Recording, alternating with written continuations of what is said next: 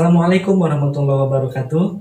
Bertemu lagi bersama saya Warsidi, pendamping PKH Kabupaten Bekasi. Kali ini saya akan menjelaskan tentang modul P2K2 modul 4, yaitu tentang perlindungan anak. Sesi 12, penelantaran dan eksploitasi terhadap anak, langkah 2, pengertian penelantaran. Selamat menyaksikan. Baik ibu-ibu, masih semangat? Yo, biar semangat, semuanya berdiri. Kita tepuk semangat dan tepuk P2K2 dulu. Tepuk semangat. Semangat. Semangat. Sekarang tepuk P2K2. Tepuk P2K2. Pertemuan, peningkatan kemampuan keluarga. Terima kasih semuanya. Silahkan duduk kembali. Baik, ibu-ibu, pada sesi ini kita memasuki langkah kedua. Kita akan membahas tentang pengertian penelantaran. Nah, kira-kira kalau ibu-ibu mendengar kata penelantaran, kira-kira apa yang terbesit di dalam pikiran ibu? Penelantaran itu ditinggalin orang tuanya, Pak. Bagus. Apalagi ada yang lain? Silakan ibu. Penelantaran itu nggak diurusin sama orang tuanya, Pak. Baik. Ada lagi? Yang suka ada di jalan bukan, Pak? Yang luntang-lantung nggak jelas. Baik. Nah, kurang lebih pemahaman yang kita sering dengar, penelantaran, ditelantarkan, pun bahasa Sunda mah ditelantarkan ya Bu, nggak diurus, itu Bu ya? Iya, Pak. Iya. Nah, agar kita lebih tahu tentang apa itu penelantaran, mari kita coba buka kasus Tasripin di lembar kerja 12.1 atau di buku pintar halaman 33. Ayo Bu, dibaca dulu Bu ya, dibuka dulu. Nanti akan kita baca bersama-sama tentang Tasripin.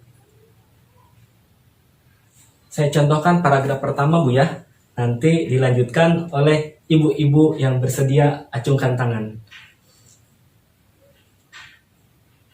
Kisah Tasripin, bocah 12 tahun yang harus menghidupi ketiga adiknya.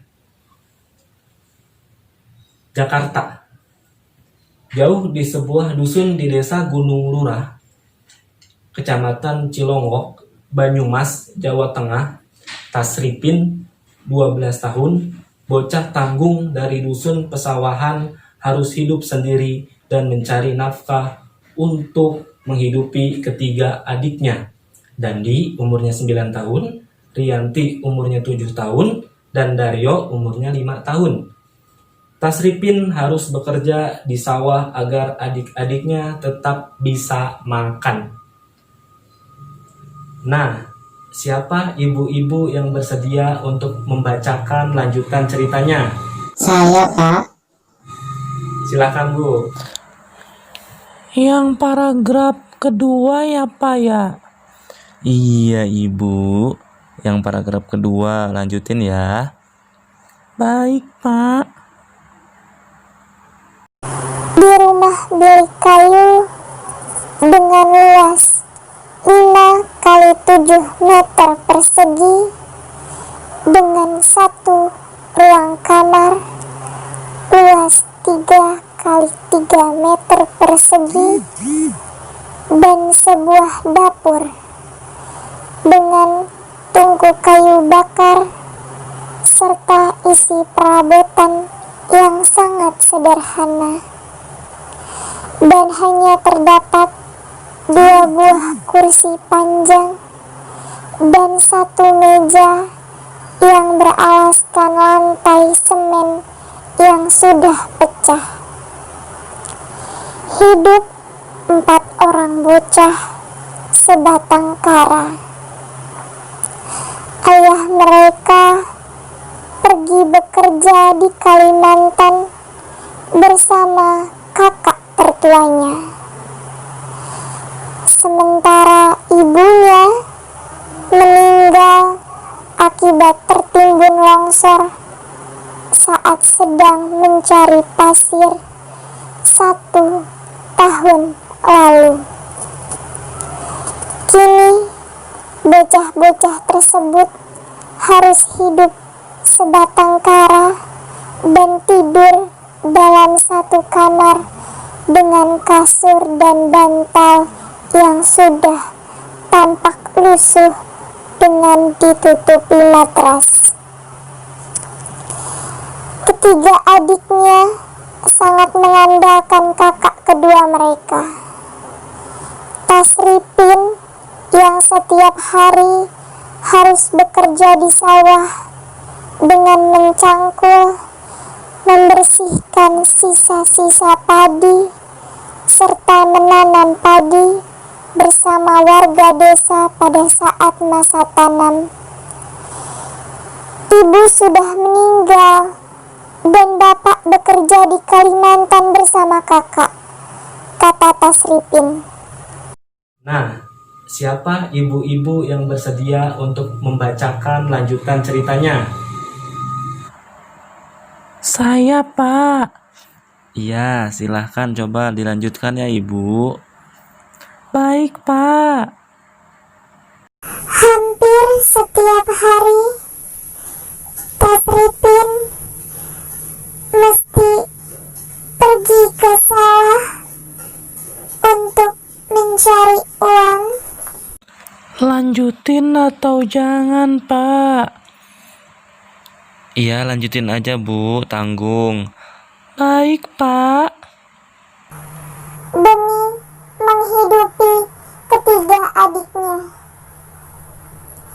Para tetangga sekitar yang simpati dengan keadaan Tasripin pun kadang sering membantu memberikan nasi maupun lauk pauk bagi bocah-bocah tersebut. Tak jarang mereka hanya makan dengan nasi seadanya, namun tampak nikmat.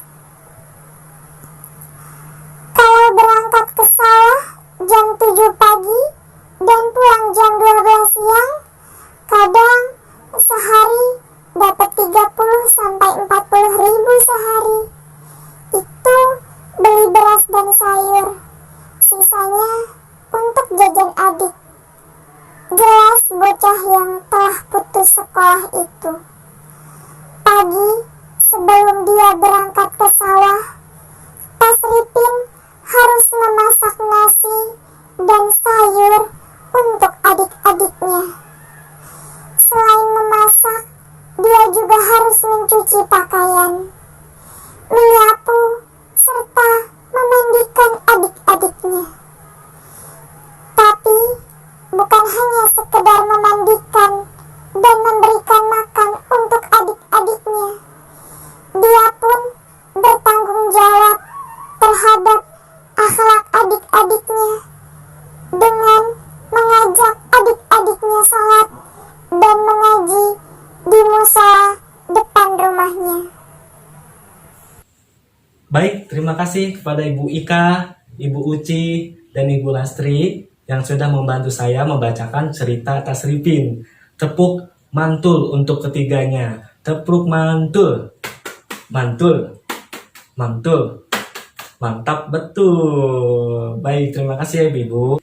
Nah, setelah cerita Tasripin tadi kita bacakan, sekarang kira-kira nih Bu ya, yang bisa jawab silahkan ngacung atau langsung saja jawab. Apa saja pekerjaan dan tanggung jawab yang dilakukan oleh Tasripin dalam menghidupi adik-adiknya? Silakan Bu. Mencangkul, Pak. Ya, mencangkul ya Bu.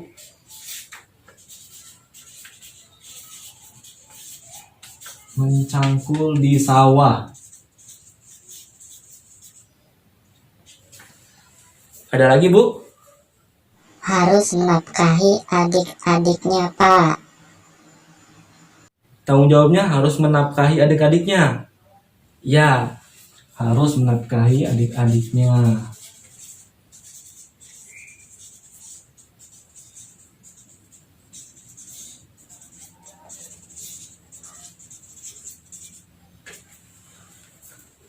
Ada lagi Bu? Jadi kuli, Pak. Kuli macul. Apa? Jadi kuli. Kuli macul. Ya boleh deh. Kuli macul. Nah, kira-kira itu Bu ya, tadi yang disampaikan oleh Ibu Usi, Ibu Ani ya, bahwa tanggung jawab Tasripin terhadap adik-adiknya itu memberi nafkah dan mencangkul di sawah serta kuli. Nah, pertanyaan yang kedua. Kira-kira menurut ibu-ibu semua, yang dilakukan oleh Tasripin itu layak atau tidak dilakukan oleh anak seusia Tasripin? Tadi usianya berapa Bu? 12 tahun. Layak atau tidak? Tidak, Pak. Iya, tidak kata Ibu Uci.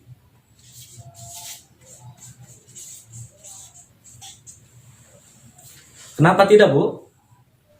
Soalnya masih anak-anak, Pak. Harusnya bermain dan sekolah.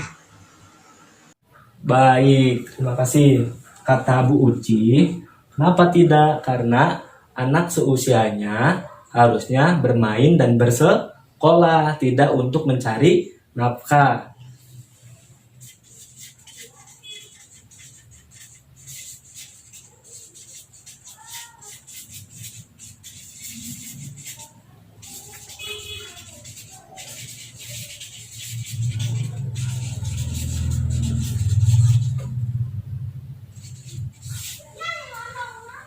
Nah, terima kasih Bu Uci. Nah, pertanyaan yang ketiga, apa yang seharusnya dilakukan nih oleh ayah atau kerabatnya terhadap Tasripin dan adik-adiknya? Kira-kira si Tasripin itu harus diapain nih oleh kerabatnya? Dan bisa Bu? Dibantu, Pak. Dibantu Bu ya? Terima kasih Ibu Ika. Dibantu. Dibantu apa Bu kira-kira? Dibantu diberi makan, dibantu disekolahkan. Dibantu disekolahkan, dibantu diberi makan. Terima kasih.